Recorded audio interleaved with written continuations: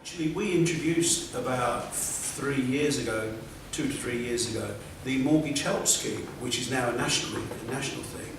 And we introduced that in Peterborough, and it was an enormous help. I mean, lots and lots of young people came on to that. They took the scheme up, and we started to build houses. I think we're about 3 or 4 in the UK for house building. Again, we've got a proper plan, so developers know exactly where to go and what to do.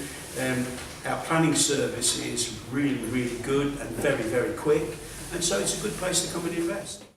So financing dried up, that was one of the issues that slowed down housing, but also it's got to be on a city-region basis. If we're always looking to put the housing numbers right in the city centre, we're not going to be able to achieve those numbers. So there's a duty to cooperate, but it is a pretty vague thing, and it's a difficult subject politically, but we think that if city regions were recognised more as a planning whole, that might be helpful. And we also need a situation where our local choices are respected. So we took a very bold decision to include a greenfield site in our plans for housing.